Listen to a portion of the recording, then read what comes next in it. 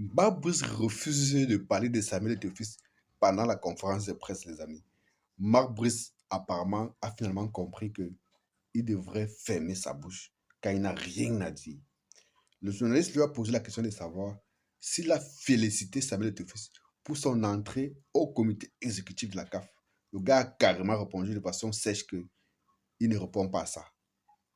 Avez-vous félicité Samuel Eto'o pour son entrée au comité exécutif de la CAF? Ça, c'était la question du journaliste. Le gars répond que je ne réponds pas à ça.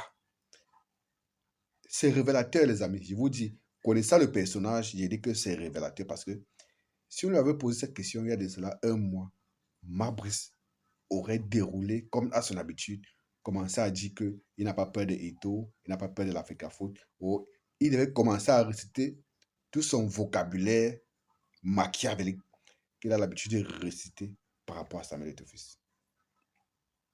J'ai envie de croire que il sait désormais qu'il est sur un fil rouge.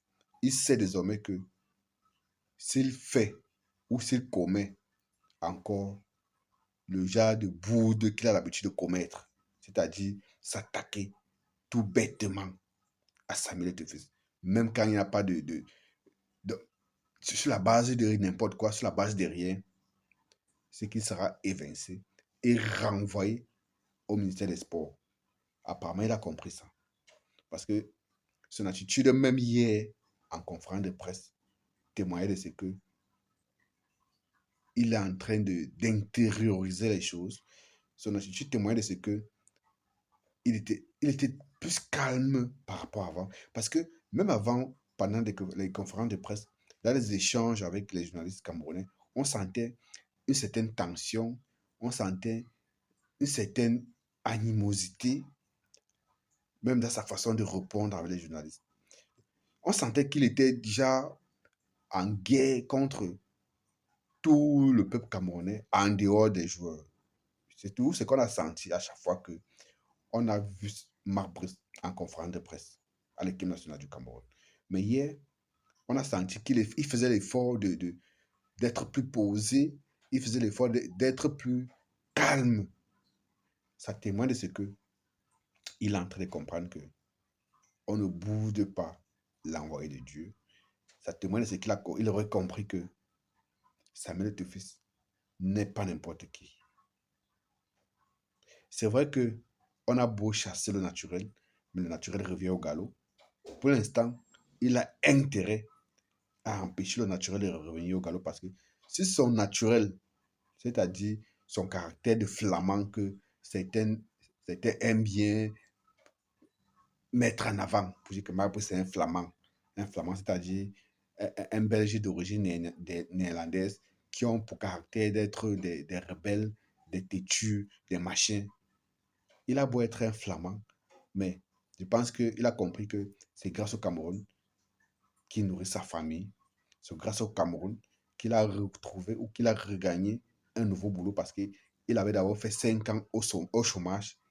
Il n'avait même plus la foi de trouver un nouvel emploi. C'est grâce à la mafia du ministère des Sports qu'il a été parachuté à la tête de cette équipe nationale. Donc, du coup, il n'a pas intérêt à continuer à faire le clash. Il n'a pas intérêt à aller en confrontation avec le président de la Fédération camerounaise de football. Parce que les mots et les positions qu'il a pris en son temps sont assez révélateurs de ce que c'est un voyou, c'est un délinquant. Si on lui demande aujourd'hui que il a quel droit, il a quel pouvoir, il a quel texte pour empêcher un président de fédération d'entrer dans le vestiaire, il ne va pas répondre. C'est clair. Vous vous souvenez, Marc Brice avait dit à son temps que il est le patron de son vestiaire et que Samuel Eto'o est interdit d'entrer dans son vestiaire. Le vestiaire de l'équipe nationale du Cameroun, Samuel Eto'o, le meilleur buteur de l'histoire de l'équipe du Cameroun, président actuel de la Fédération camerounaise de football. Laissons même son nouveau titre de membre du comité exécutif de la CAF. Même si Samuel Eto'o n'était pas encore membre du comité exécutif de la CAF, vous pouvez me dire ce qui pouvait empêcher Samuel Eto'o d'aller dans le vestiaire de l'équipe de Lyon en compétition internationale. Genre, imaginons, on a la Coupe d'Afrique des Nations ou à la Coupe du Monde. Samuel Eto'o arrive au vestiaire, Mabris ferme les portes et empêche Samuel Eto'o d'entrer dans le vestiaire. C'est la magie. C'est que on le porte comme ça avec les mains, on le jette dehors. Ce n'est même pas imaginable. Donc, je ne sais pas si Mabris avait l'habitude de fumer le non séché ou c'est que les gars lui disaient au ministère, on ne lui expliquait pas bien parce que même si tes patrons, entre guillemets, même si tes supposés patrons, entre guillemets, te disent que tu peux tout dire à Samuel Eto'o, il faut être bête, bien bête, pour penser que c'est exactement ça dans la lettre, dans l'esprit, que ce que ces gens sont en train de te dire. On a vu comment Robertson a géré de façon magistrale, de façon sage, le conflit qu'il y a eu entre lui et la Fédération de la République centrafricaine des sports. Parce que Robertson a été nommé par le ministère des Sports sans l'aval ou sans l'accompagnement de la Fédération centrafricaine. Et il a compris que s'il veut travailler de façon sereine, il faudrait qu'il se rapproche de la fédération. Il faudrait qu'il drague même la fédération afin que les gars soient...